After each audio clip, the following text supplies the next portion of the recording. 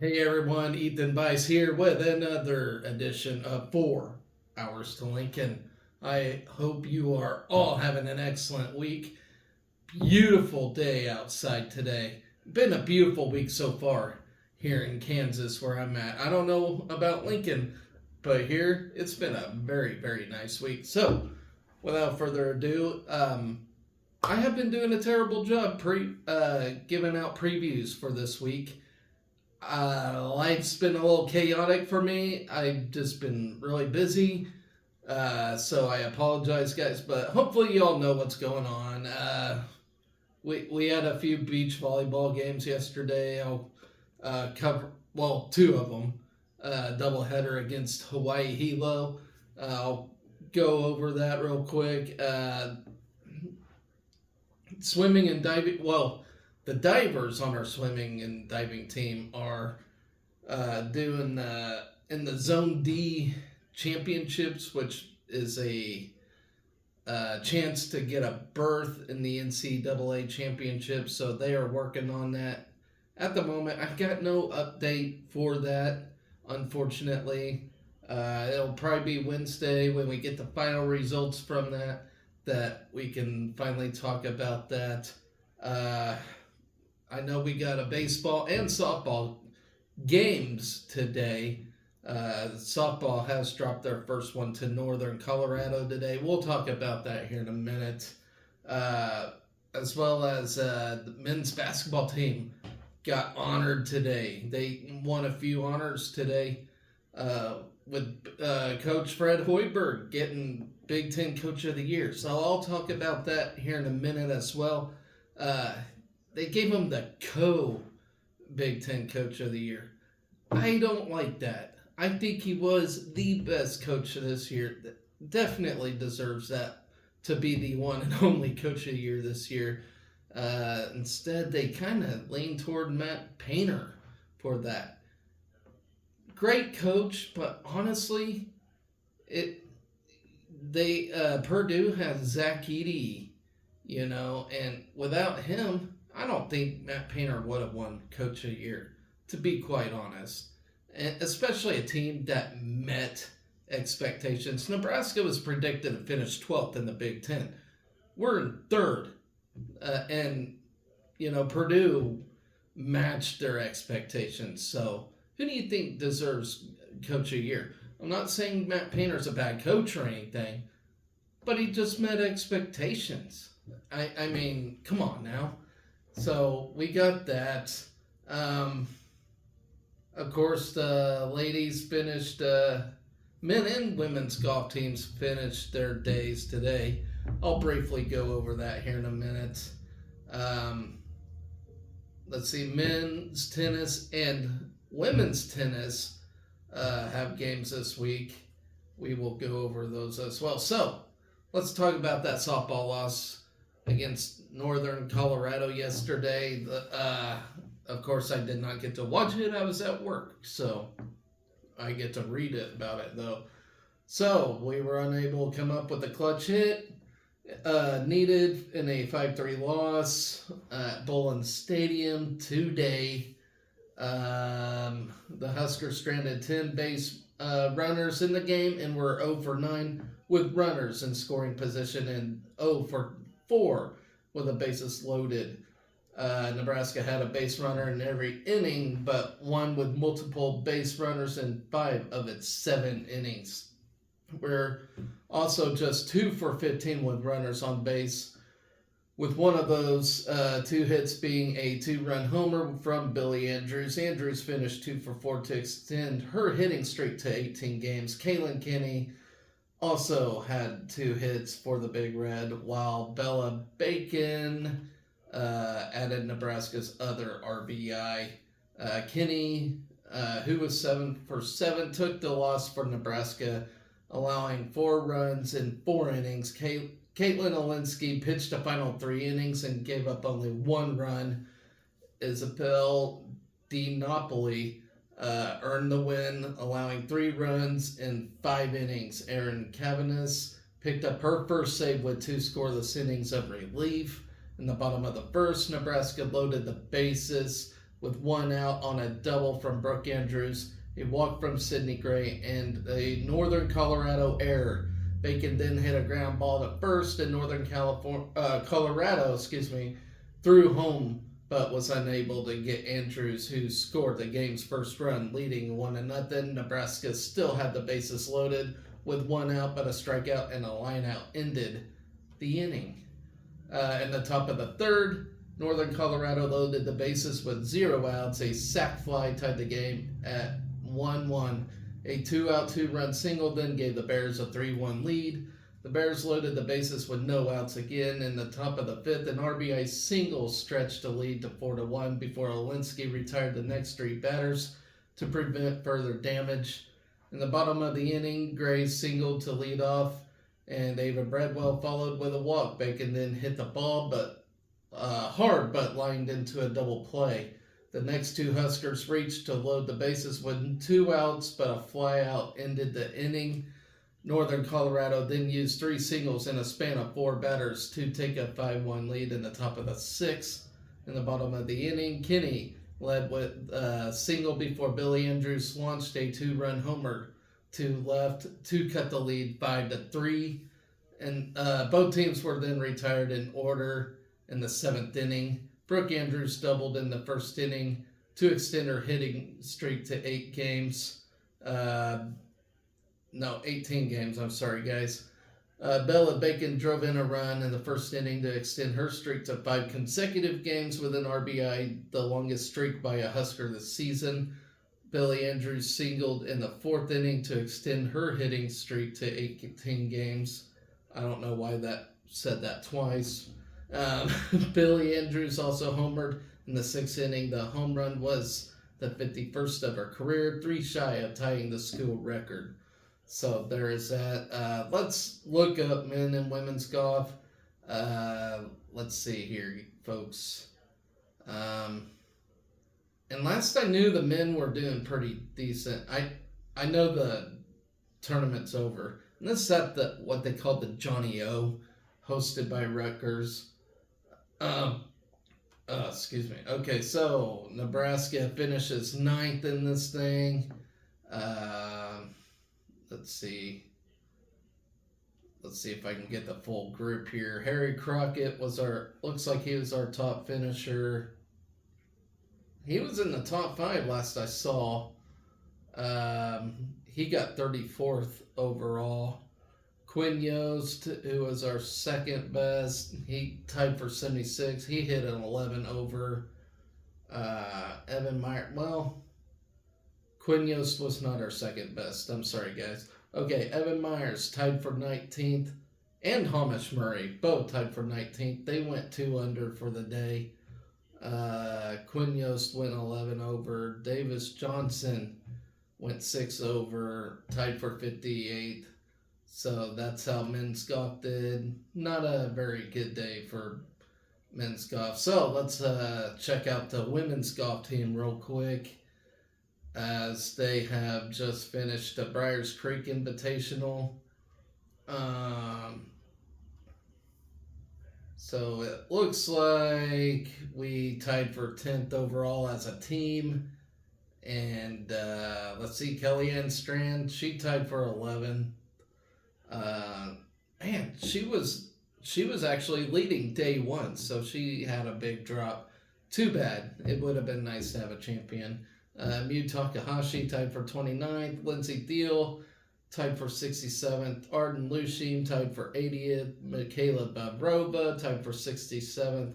And Brooke Bream tied for 95th. So not too good of an outing for both golf teams. Kellyanne Strand, though, and Hamish Murray still lead the charge for both these teams, respectively. Okay, so let's move on to beach volleyball. We won back-to-back games against Hawaii Hilo yesterday, in a doubleheader, of course. Let's see. Allie Batenhorst and Bergen Riley were Nebraska's number 1 pair on Monday and swept both matches. Lindsey Krause and Lexi Rodriguez were the Huskers' number 2 team and won 21-14, 21-14, and 21-9, 21-9. Merritt Beeson and Harper Murray picked up 21-15, 21-14, and 21-16, 21-14 wins as the number 3 pair. Lainey Choboy and Skylar Pierce held their opponents to single digits all 4 sets, 21-9, 21-9, 21-7, 21-4. Andy Jackson and Olivia Mock won their first match at number 5, 22-20, 21-14. The duo came up just short in their second match of the day, 19-21, 20-22. Maisie Bozinger and Kayla Kinney also went 2-0 for the day, winning 21-14, 22-20, and 21-16, 23-21.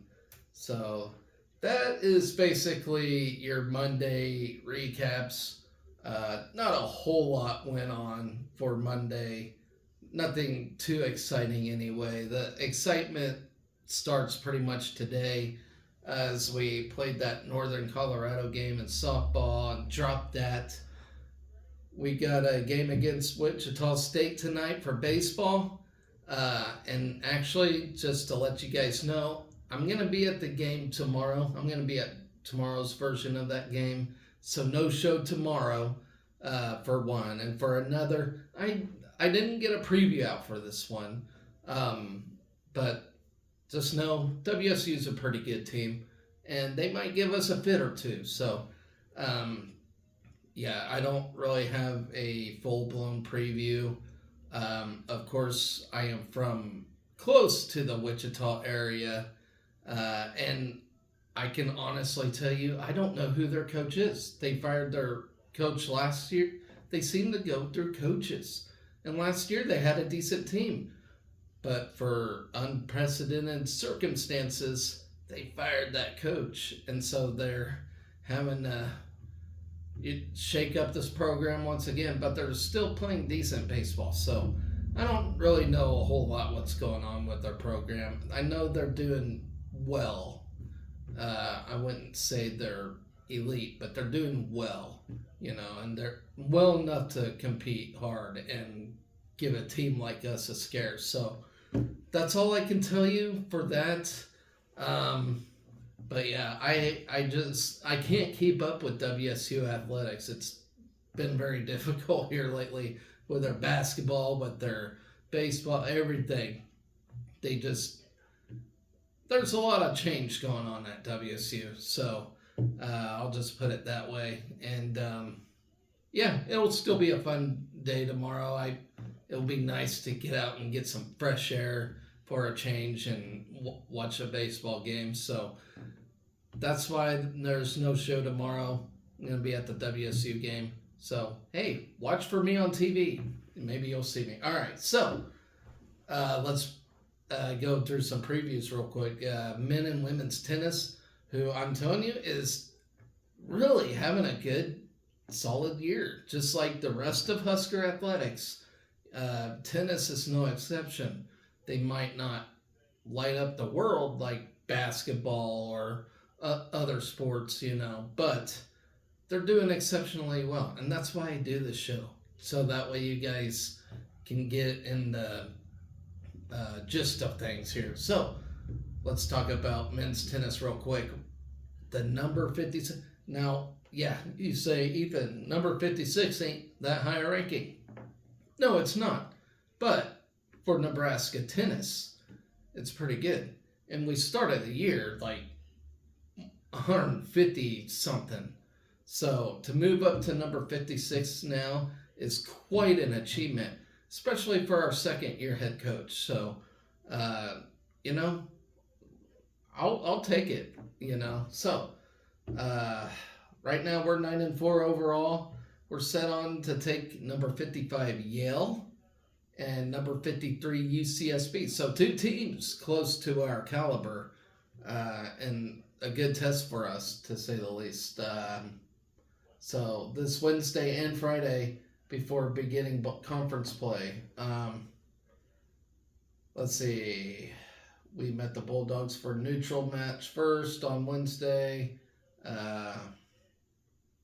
And then, doggone it, I can't even click on the link, folks. I'm sorry. All right, so yeah, we take on these two teams Wednesday and Friday. I'll just say that. All right, so a little bit. I'll scout both teams real quick, talk a little bit about them. So, first off, we'll start with Yale since we play them first. The Bulldogs have gone 7-4 to start the 23-24 season, with their most recent loss to Pepperdine in the West Coast opener. Yale ended the season 12-10 and were unranked. Last season, I meant, folks. As of March 5th, there are two sets of Bulldogs doubles in the national ITA rankings. You have Theo Dean and Big Nash Gaganini, who are ranked at number 59, and Aiden Riley, who partnered with Theo Dean at number 77. Head coach Chris Drake is in his 5th season with the Bulldogs. Drake has also been an ATP coach assistant at Northwestern, and most recently head coach at Dartmouth, where he led the team to an NCAA tournament appearance. Our series history against Yale: we are 0-2 all time against the Bulldogs. This is our first matchup since 1993. So be interesting to see how we fare against them. Maybe we'll get our first ever victory against them on tomorrow. So now a little bit about UCSB. The Gachos. They're the Gachos. I don't know what a Gacho is, but that is their team nickname. They have gone 6-4 to start this season, with their most recent loss to number 64 Rice. So for one, we have a much better record than these two teams. We played a lot more games. I'm not saying they're lousy teams or anything, but it seems like they get a little disrespect our way. But we win these two, and we should climb a little higher in the rankings. But anyways, their most recent loss was to Rice. Oh my goodness. Okay. UCSB ended last season 22-4 and ranked number 41 nationally. They only lost 4 games and still were ranked 41st nationally. So like I said, I don't understand tennis. I figured if you lose only 4 games out of 26, you'd be a little more respected, but I guess that's the name of the game. There's a lot of tennis teams out there. So, as of March 5th, nationally ranked Gachos include number 37 Pablo Mastuan in singles, and doubles duo number 42 Gianluca Brunco and Pablo Muzwan. There must be a lot of Spanish people that go to school at the UCSB. So, good for them, I suppose. Okay, so UCSB will play number 8 Harvard and number 55 Yale prior to the Nebraska match on Friday. So, man, they got a tough match again. Their wits might be,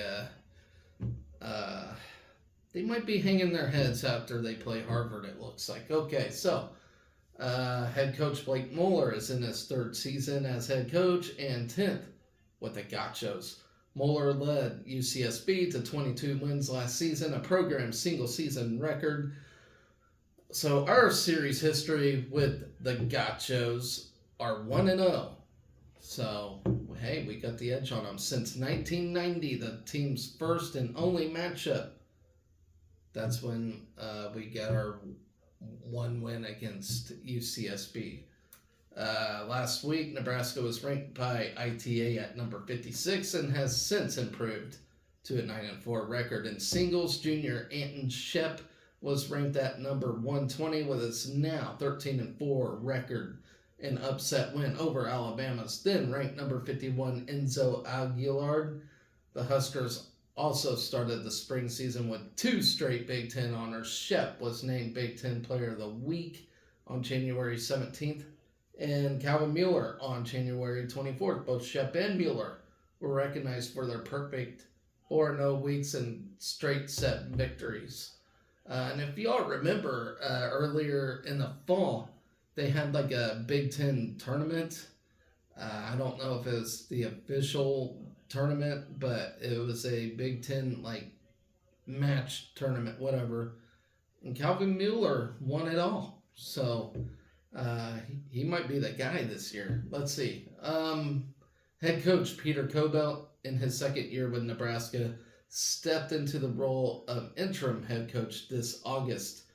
The squad's current 9-4 record is the best ever 13-match season to start for a head coach's first season in Nebraska history. The 9-4 record is also the best start for the team since 2018. The Big Red are coming off a road 6-1 victory, defeating UC San Diego on March 9th. So there should be a lot of buzz about this tennis team. I really do. I don't know. Like I said, guys, I can't familiarize myself with tennis. It's complicated for me, I guess. But I do like to see good competition, and I like to see winning, especially when somebody's wearing a Husker uniform. So a lot of kudos to these guys right now for doing what they do. The next round of ITA rankings are set to be updated and released tomorrow. So look out for that, guys. That'll be interesting to see where we're at. Okay, so moving on to women's tennis, they will have a match tomorrow. We are 9-3, 0-2 in the Big Ten. So we started out the conference play really shaky, but playing two good tennis teams, I guess, which was against Maryland and Iowa. We lost to Iowa. Yuck. Okay, so we faced the Baylor Bears, ranked number 26. So it don't get much easier for this women's tennis team. They got a tough test ahead of them. Let's see, the match will potentially be played outside, so there will be no live stream, but stats will be available on Huskers.com. Match updates will be posted on X/Twitter at Huskers Women's Tennis. So that's really cool. They could play outside for a change. The weather's been very nice.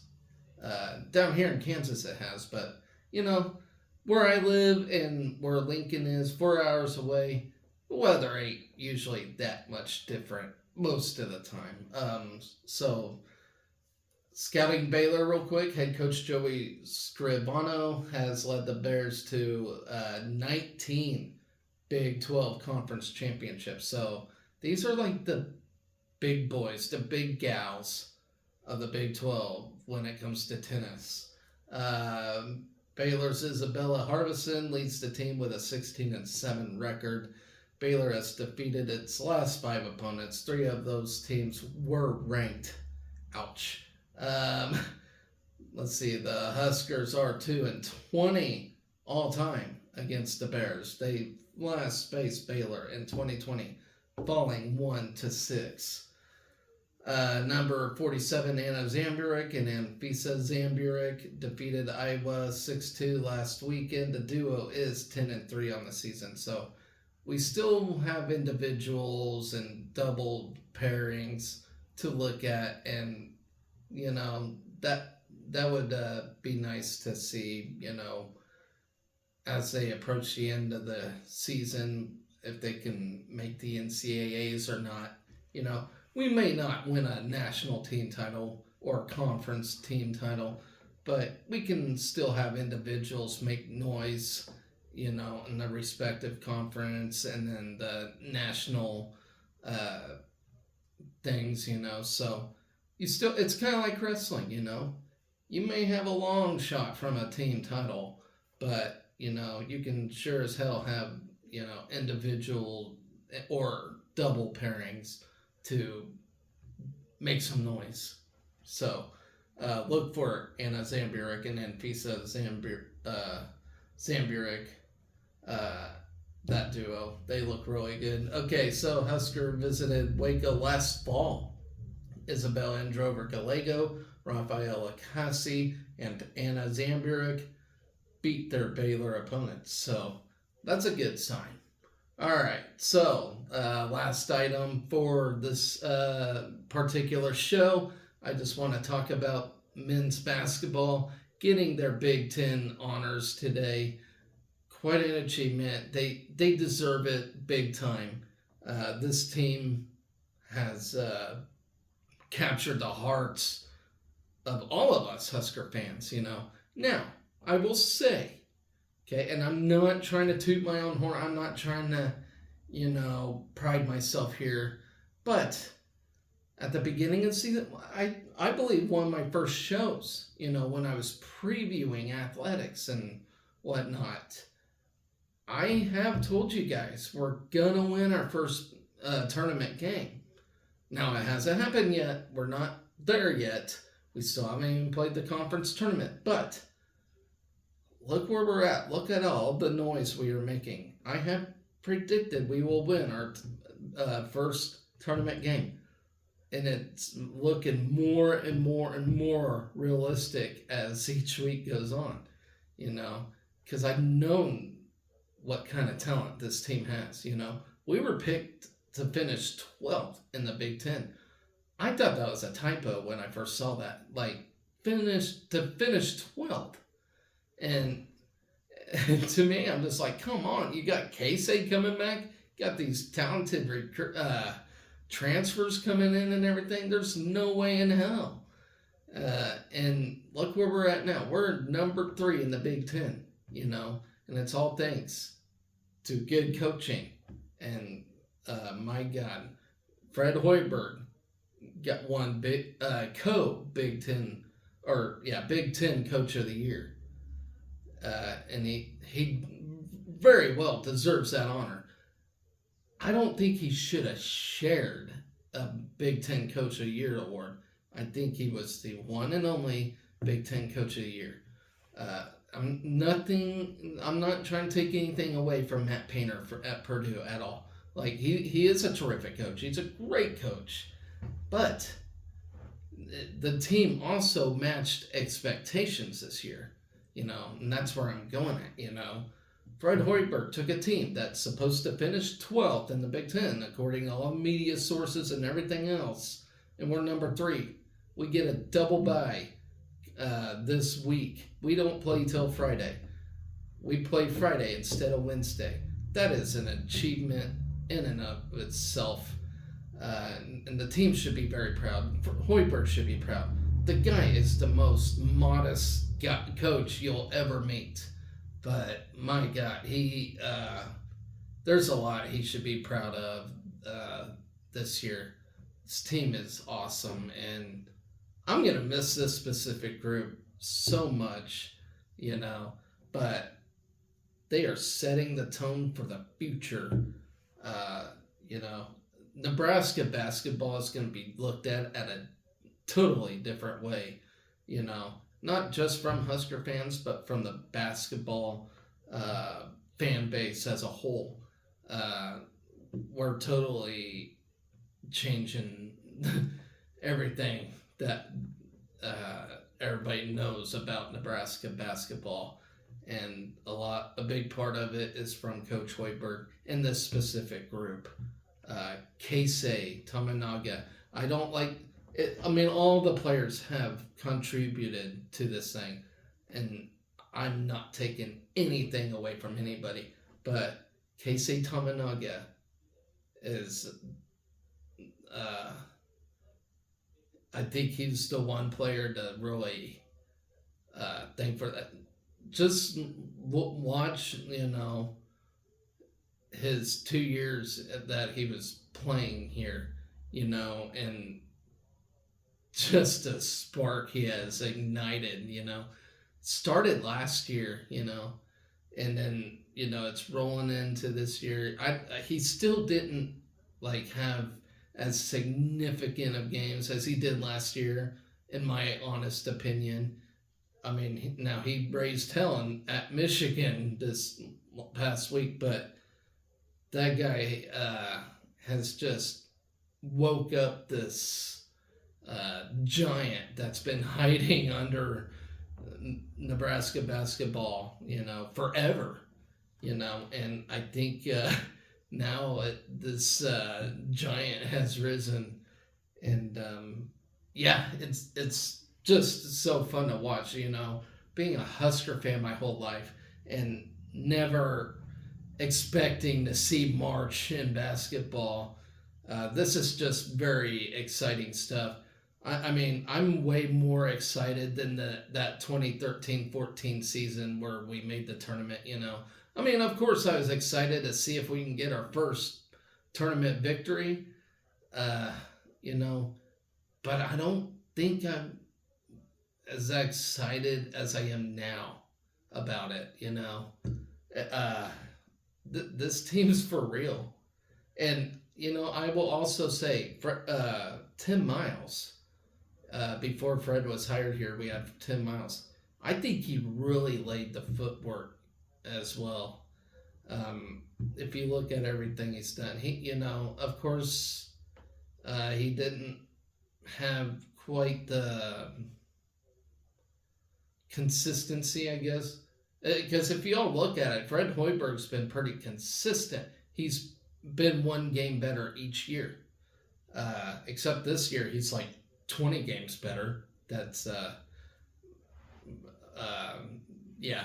But it's just insane to talk about basketball in March for the Huskers. It really is. It's just so much fun. I love wrestling. I love wrestling in March, but now we get another sport to watch in March. Because I always look forward to Mat Madness, but now we get some more action. We got the ladies to watch. Just all around fun in March as a Husker fan. It used to never be that way. Uh, we'd have our fall sports.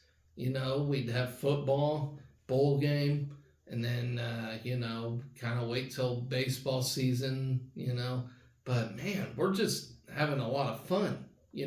This whole year, this whole athletic season, it has just been nothing but fun. It started with soccer in the fall, where we ended up in the Elite Eight, and now look at us. Look at us now. You got the men and women both looking to make runs in tournaments and stuff. Just tremendous stuff, and I'm very proud to be a Husker fan. Always have been, always will be, but it just amped up even more. So I'm getting out of hand just talking about this. Let's talk about these honors real quick, and then I'll end the show. So they have been announced today. Of course, I talked about Fred Hoiberg winning Big Ten Coach of the Year. Keisei Tamanaga and Rink Master and all Big Ten recognition. Josiah Alec rounded out the honorees as he was tabbed as Nebraska's sportsmanship honoree. And he could have at least been an honorable mention. To be honest, Josiah. Of course, this whole team has contributed. They just can't take all 5 players. They have to spread it out, which is fine, I guess. It marks the first time in the Big Ten era that Nebraska had multiple players on the top 3 teams of conference voting. The last time it has occurred for the Huskers was in 1998 and 1999, when Big 12 Player of the Year Vincent Hamilton was the first team honoree, while Cookie Belcher was a third team selection. Hoiberg shared the Coach of the Year honors with Matt Painter, of course, as the two tied in voting by both the media and coaches. Hoiberg guided the Huskers to 22 wins during the regular season, the second highest total in school history, while the Huskers' third place finish in the Big Ten is the program's best since joining the conference and best by Nebraska since 1992-1993. Hoiberg is the Huskers' first Big Ten Coach of the Year since, I mentioned him before, Tim Miles. Tim Miles was tabbed by the conference coaches in 2014 and 5th Nebraska head coach to earn conference accolades. The award marks the second time that Hoiberg has received a Coach of the Year, as he was named Big 12 Coach of the Year in 2012, alongside with KU's Bill Self. So he just can't win an outright damn conference Coach of the Year. He always has to share it with somebody. But I tell you what, I don't think anybody comes close to achieving what he has achieved this year. You know, I mean, if you just look all around the board, yes, Matt Painter is a great coach. He's a good coach, but Purdue has met expectations. They were expected to finish on top of the Big Ten this year. I mean, it's just expected, and yeah, I don't really want to diss on anybody, but it's just I don't get why Fred didn't win it outright this year. I really believe he should have. Tamanaga earned all Big Ten recognition for the second straight season, as he was a second team honoree from the coaches and a third team selection from the media. An honorable mention pick in 2023, he led Nebraska and ranked among the Big Ten leaders in scoring, 3-pointers per game, and field goal percentage, while also shooting 91.7% from the line in Big Ten action. That is insanely good. So he did not miss a lot of free throws. He recorded 4 of his 6 20-point games during Big Ten action, including a 31-point effort at Illinois and a 30-point performance in the regular season finale at Michigan. Mast, a third team honoree by the media and honorable mention choice by the media, picks up his third consecutive conference honor of his collegiate career, as he earned all Missouri Valley Conference honors in 2022 and 2023. This season, he averaged 12 points, 7 rebounds, and 3 assists per game in Big Ten action, ranking among the conference leaders in rebounding, assists to turnover ratio, and blocked shots. He posted 11 double-figure efforts, including a 34-point 10 rebound effort against Ohio State and 20 points and 8 boards at Illinois. 3 of Mast's 4 20-point games were in Big Ten action. Alec is honored for his contribution on and off the court. He is active in the Huskers Life Skills program and has been a leader for one of the most successful teams in program history. And I really do think he should have at least got like an honorable mention or something, because he, on the court, he is a badass. The Lincoln North Star product averaged 7 points and 59% shooting and 4.8 rebounds per game in Big Ten action.